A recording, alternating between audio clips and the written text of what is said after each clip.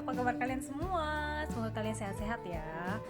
Kali ini diriku mau share tentang proses pencarian rumah atau apartemen di Jerman.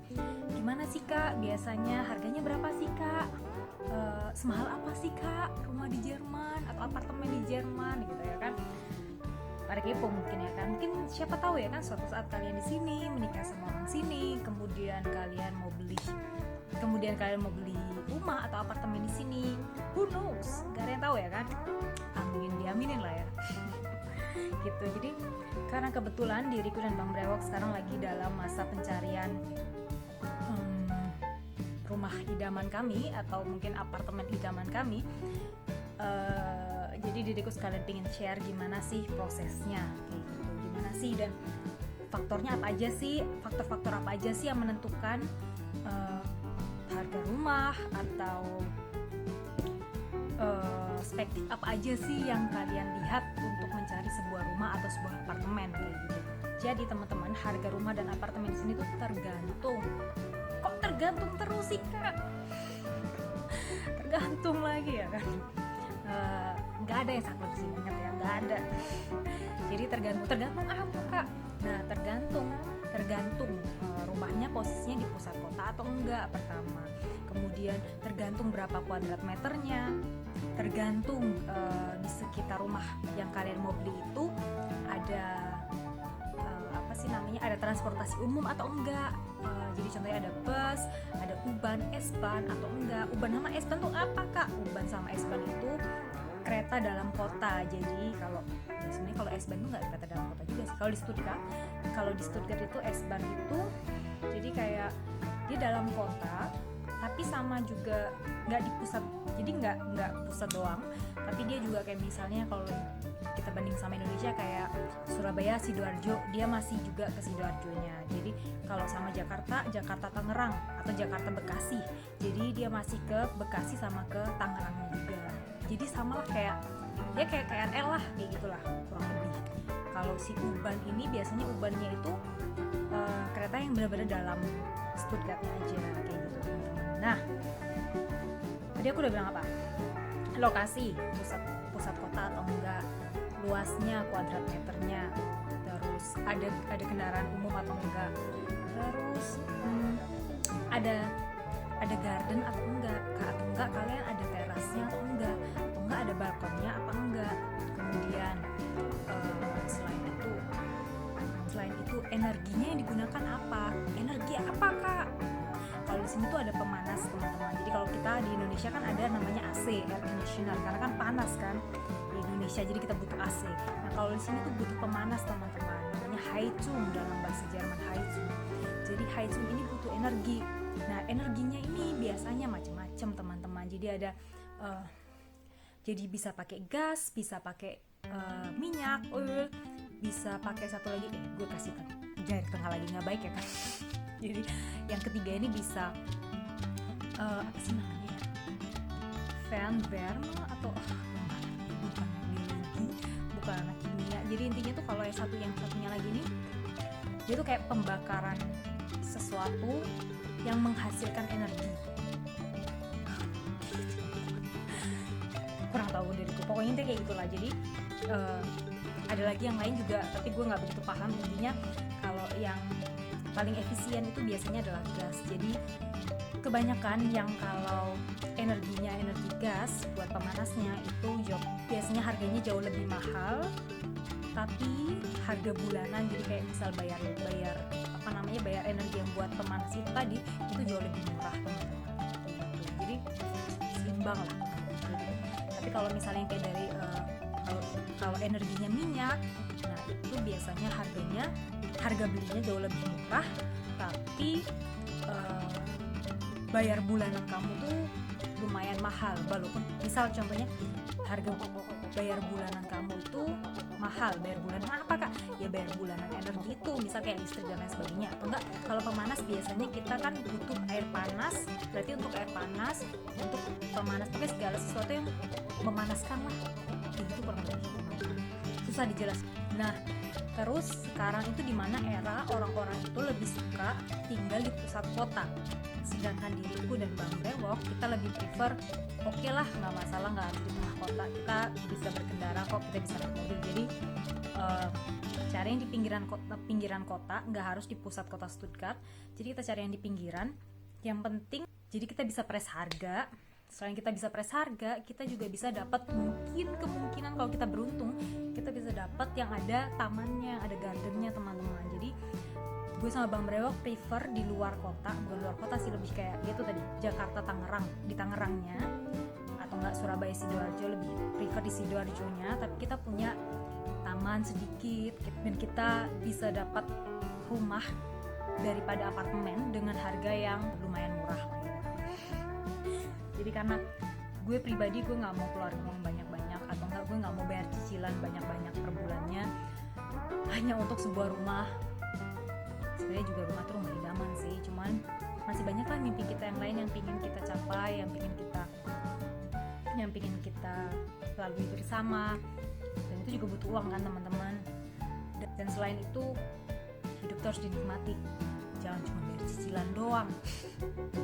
Itu sih, itu prinsip kita sih. Jadi tiap orang punya perspektif dan prioritasnya masing-masing. Jadi kita cari dengan budget, kita tetapkan budget sekian. Lebih tepatnya sih, gue juga udah ngomong pribadi ke Bang Bro, gue nggak mau terlalu mahal karena gue juga masih mau menikmati hidup, masih mau liburan ke Bali, Raja Ampat dan teman-temannya ya kan, masih mau keliling Indonesia teman-teman. Jadi slow down, kita pelan-pelan.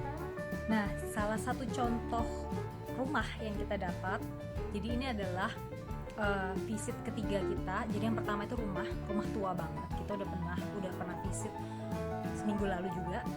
Dan satunya adalah apartemen tua juga, bangunan tua, itu juga minggu lalu. Dan hari ini kita tadi visit rumah juga, tapi yang kayak Jakarta Tangerang atau enggak Surabaya Sidoarjo. Jadi kita yang di Sidoarjonya atau yang di Tangerangnya. Jadi ini yang ketiga teman-teman, dan kita cukup senang, maksudnya dengan harganya kita cocok, dan kita suka karena ada tamannya, ada gardennya, walaupun gak besar tapi lumayan.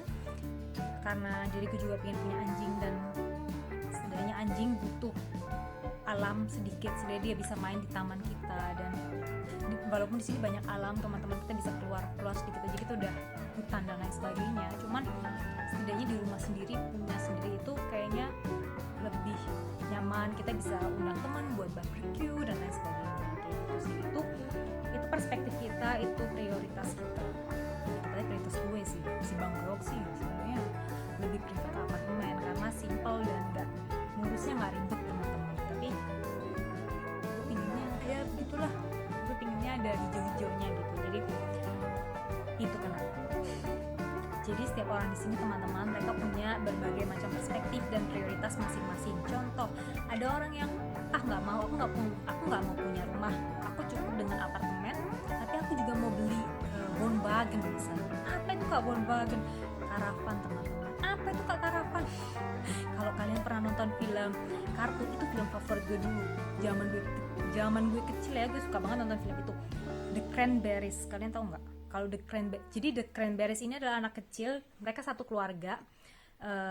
Siapa ya namanya anak ini? Pokoknya ada anak kecil perempuan, dia punya monyet, dan dia sama keluarganya ini suka berpetualang dengan karavan teman-teman. Jadi mereka itu mereka berkendara dengan karavan mengelilingi dunia teman-teman. Jadi mereka berkeliling dunia dengan karavan. Jadi mereka tidur di dalam karavannya, mereka makan dan masak di dalam karavannya. Dan anak kecil ini dia punya kehebatan, dia bisa berbicara dengan binatang teman-teman. Jadi sebenarnya film kartun ini The Cranberries namanya. Jadi film kartun ini itu yang menginspirasiku pribadi. Sebenarnya gue juga suka dan pengen banget sih punya sebuah karavan, tapi itu bukan prioritas utama gue. Tadi gue cuma mau kasih contoh aja, ada orang yang misalnya dia lebih prefer punya apartemen aja, nggak masalah, nggak perlu besar, nggak perlu punya taman, nggak perlu punya teras dan lain sebagainya, tapi aku juga mau punya karavan, contohnya kayak gitu. Jadi dia pengen keliling dunia dengan karavan dan hidup dengan karavannya. Jadi setiap orang punya perspektif masing-masing, setiap orang punya prioritas masing-masing teman-teman. Jadi aku kasih contoh ya, misal aku kasih contoh gini, aku udah catat dan aku udah transfer ke rupiah. Jadi harga karavan, jadi contoh realnya ya, ada satu orang yang kita kenal baik banget. Dia itu sebenarnya dia udah 3 tahun ini dia cari rumah idaman yang benar-benar mereka pasangan. Mereka cari rumah idaman, tapi sampai sekarang belum ketemu juga yang benar-benar cocok sama mereka, benar-benar klik, mereka suka banget. Mereka bilang suka, oke kita beli, oke kita ambil cicilan bank, kita beli. Mereka belum nemu itu teman-teman. Jadi akhirnya mereka memutuskan untuk beli karavan dulu. Berapa harga karavan kak? 45.000 kalau nggak salah dia kemarin beli ya. Jadi sekitar 45.000 teman-teman. Berapa rupiah tuh kak? 45.000 euro. 45.000 euro setara kurang lebih 727.414.000 sekian. Jadi 700-an juta teman-teman. Itu 45.000 euro. Barusan aku transfer ke rupiah gitu. Nah kemudian yang sebenarnya 45.000 euro ini mereka bisa gunakan buat DP bayar cicilan rumah. Jadi di sini DP, misal kita ambil cicilan bank untuk kredit rumah ya teman-teman. Jadi butuhnya itu biasanya sekitar 30%. 30% apa kak? 30% dari harga rumah. Biasanya itu seperti itu. Tapi setiap bank itu beda-beda lagi. Jadi nggak semua bank tuh 30% saklek 30%. Enggak teman-teman. Jadi ada juga yang bank yang kayak dia lihat situasi keuangan kalian, dia lihat situasi atau pekerjaan kalian, jenis pekerjaan kalian apa, apakah pekerjaan kalian itu pekerjaan yang aman, yang nggak akan gampang kehilangan job kalian, nggak akan gampang kehilangan pekerjaan kalian, atau pekerjaan kalian itu pekerjaan yang riskan, kayak gitu teman-teman. Jadi contoh, ada juga bank-bank yang melihat seperti itu dan memberikan kesempatan, oke, kamu boleh DP 10.000 sampai 50.000 kisaran kayak gitu teman-teman. Jadi 10.000 itu sekitar 161 juta sampai 800-an juta, sekitar segitu. Jadi minimal 161 juta atau kalian bisa 500 juta atau 400 juta, jadi sekitar segituan teman-teman. Baru mereka nanti kasih batasan, oke, kalau kamu bisa DP sekian, berarti kamu dapat budget dari bank sekian ratus ribu euro kayak gitu teman-teman. Jadi bank itu punya hitungannya mereka sendiri. Oke, kayak gitu pertama. Enggak pertama sih, kesekian. Dan teman-teman, orang-orang di sini itu lebih prefer ambil kredit rumah daripada mereka bayar langsung cash selesai nggak ada kredit rumah. Kenapa? Karena mereka juga punya perspektif yang lain, mereka punya prioritas hidup yang lain, mereka juga ingin beli ini, beli itu, kayak gitu teman-teman. Jadi itu kenapa orang-orang sini juga sekalipun mereka punya duitnya, mereka nggak akan bayar cash. Kebanyakan ya, nggak semua, tapi ada pasti yang mereka yang juga mungkin uangnya nggak ada nomor serinya lagi teman-teman, tak berseri ya kan, bisa jadi juga seperti itu. Jadi mereka bayar cash, tergantung, semua itu tergantung kayak gitu teman-teman. Dan contoh jadi contoh rumah yang ketiga yang kita visit ini itu harganya adalah 249.500 euro. Berapa itu kak? Berapa itu kak? Gitu kan? Itu belum termasuk biaya pindah nama, akta, pajak dan lain-lain ya teman-teman. Itu belum termasuk. Jadi ekstra. 249.500 euro itu sekitar 4 miliar teman-teman. 4 miliar sekian. Jadi kalian bisa lihat contoh rumah 4 miliar sekian yang nggak di pusat kota ya teman-teman. Ini di pinggiran kota. Jadi ini adalah contoh rumahnya. Oke, langsung aja yuk. So, jadi ini gardennya dari ruang tamu tadi.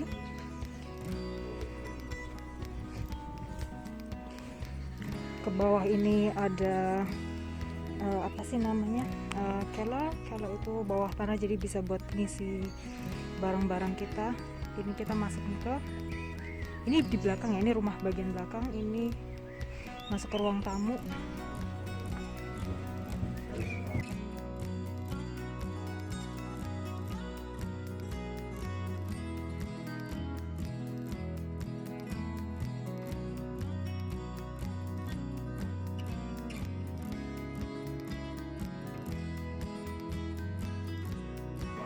di sini ke bawah, ke ruang bawah tanahnya itu tadi yang aku bilang cellar, jadi ini nembus. Ini buat gantungin jaket-jaket dan lain sebagainya. Masuk ke kamar mandinya.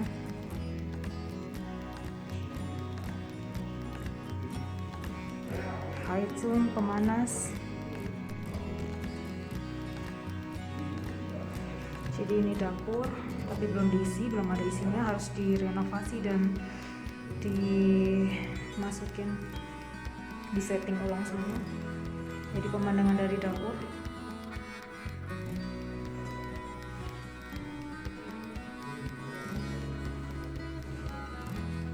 Ini tangga ke atas ke kamar. Ini pintu masuk utama ya, pintu masuk utama. Tangga ke atas.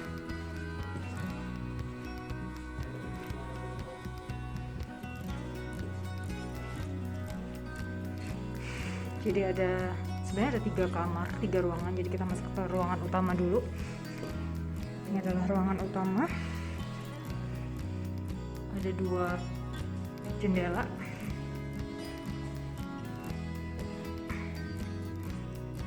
Dengan pemandangan ke pintu utama sama kayak dapur tadi. Dan ada apa sih namanya, shrunk atau lemari yang di eingebaut, atau jadi dia dibangun langsung di dalamnya, jadi dia nyantol gitu. Jadi ini ruangan utamanya lumayan besar.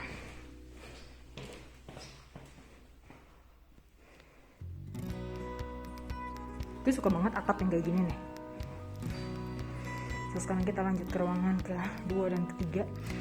Jadi ruangan kedua dan ketiga ini nyambung teman-teman. Biasanya ruangan kayak gini di sini tuh dipakai sama orang-orang. Jadi kayak ini, ruangan ini dibuat ruangan tidur. Terus masuk ke pintu yang selanjutnya ini, pintu yang sambungan ini biasa dipakai buat kayak baju-baju dan lain sebagainya. Cuman bisa dipakai, kalau ini juga bisa dipakai sebagai kamar anak-anak gitu. Jadi bisa dipakai kamar anak-anak. Mau nggak mau mereka yang satunya harus ngelewatin kamar pertama dulu baru bisa masuk ke kamar kedua. Dengan pemandangan ini teman-teman, pemandangannya langsung ke garden kita. Jadi ini adalah taman kita yang bawah kayak gitu ya. Mari kita lihat-lihat yang lainnya dulu. Kalau misalnya yang lain gak ada yang cocok, sebenarnya ini udah cocok sih, suka simple, minimalis. Ini juga ada lemarinya, lemari yang eingebaut juga, yang langsung dibangun sama temboknya. Bisa direnovasi sedikit, dipercantik gitu. Sebenarnya ini udah cocok, cuman kalau misalnya kita yang lebih bagus lagi, mungkin lebih suka itu adalah alarm teman-teman. Kalau misalnya kebakaran atau apa, alarmnya akan gitu. Ini harganya 249.000 euro. Nanti ya coba aku coba pindah ke rupiah ya. 249.000 euro, sekitar berapa miliar. Padahal ini simple gitu, tapi mahal memang.